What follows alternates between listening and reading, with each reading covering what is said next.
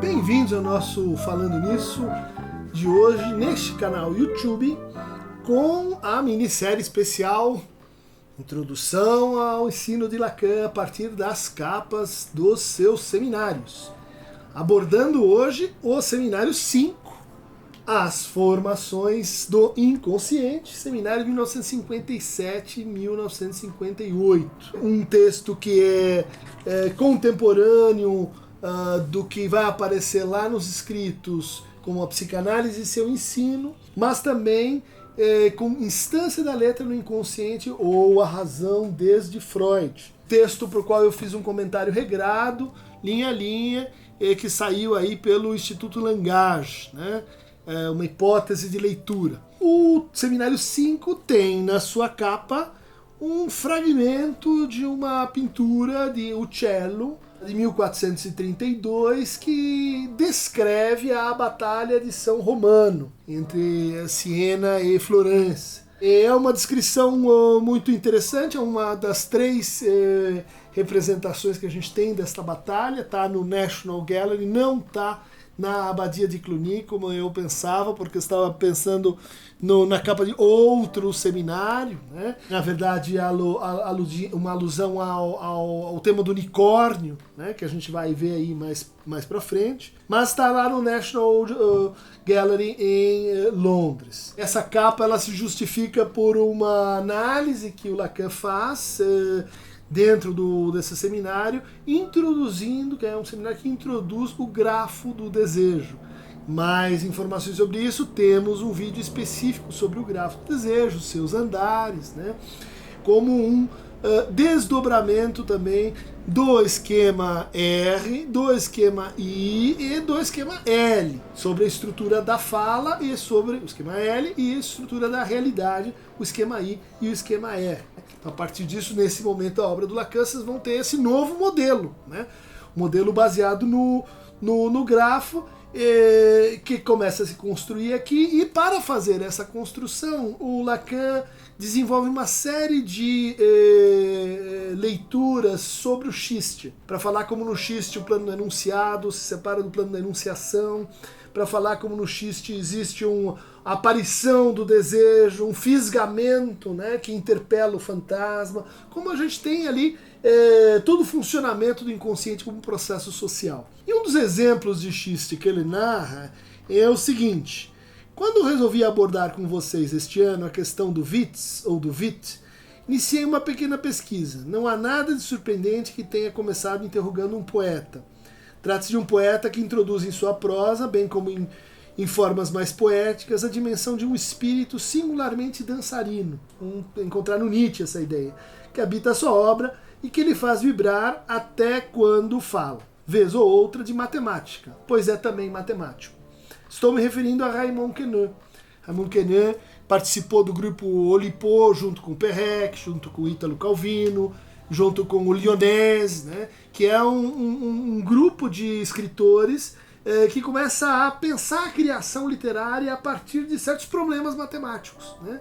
Por exemplo, impondo certas restrições para a escrita, não escrever um livro usando a letra E. Perrec enfrentou e venceu esse desafio no seu Disparition, traduzido recentemente como O Sumiço. O Queneau é um poeta surrealista com quem o Lacan conviveu nos primeiros tempos, o seminário com Kojève, e aqui então está homenageando o Queneau, seguindo, né? Quando trocávamos nossas primeiras ideias a esse respeito, ele me contou uma história.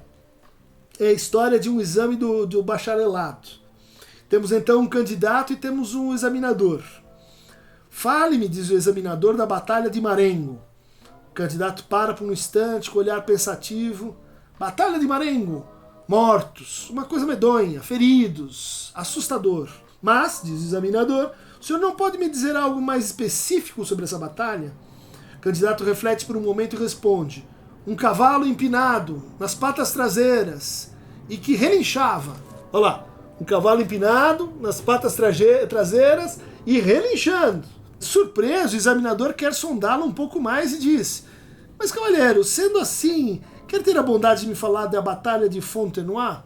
Ah, a Batalha de Fontenoy, mortos por toda parte, feridos, uma porção deles, um horror. O examinador interessado diz, mas será que o senhor pode me dar uma indicação mais específica sobre a Batalha de Fontenoy? Diz o candidato, um cavalo empinado nas suas patas traseiras e relinchando, de novo, a capa do seminário. Fazendo uma manobra, o examinador pede ao candidato então que fale da Batalha de Trafalgar.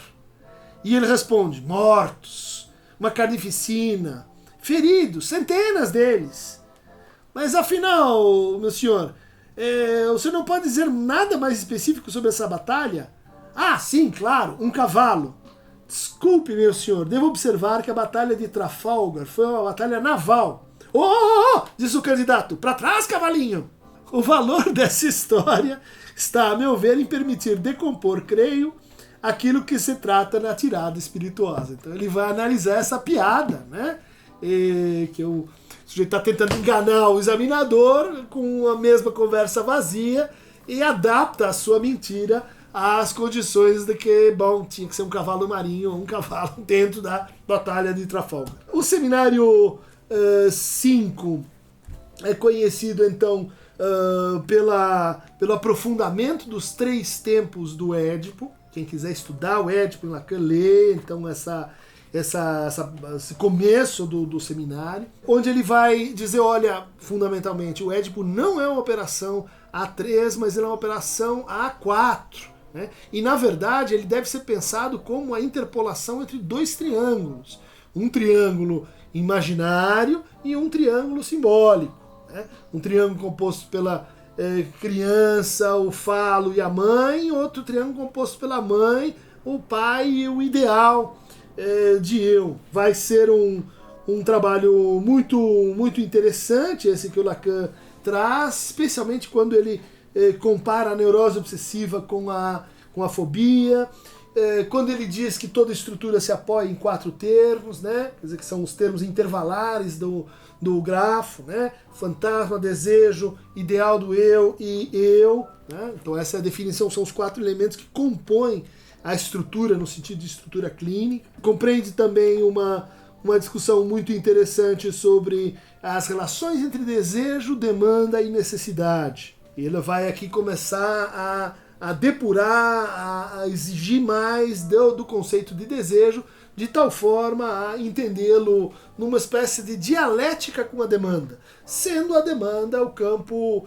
aí de formação da pulsão, por um lado, e do amor por outro. Então a ideia de dar aquilo que não se tem, aquilo de que o desejo funciona no intervalo, né, da demanda com a necessidade. O que seria a necessidade? Aqui ainda é uma necessidade que se aproxima do objeto biológico, né, talvez do instinto. Mais adiante ele vai dizer, não, essa necessidade é a necessidade do discurso. Então, Seminário 5, fica aí para vocês as formações do inconsciente, a batalha da castração, a batalha do Édipo, né, está aqui bem representada. É um excelente seminário para começar a ler o Lacan. É um Lacan bastante compreensível e que ainda está às voltas com o retorno a Freud. Esse projeto começa lá em 53 e vai até o seminário sobre a ética, sobre a identificação. Então, para mais fragmentos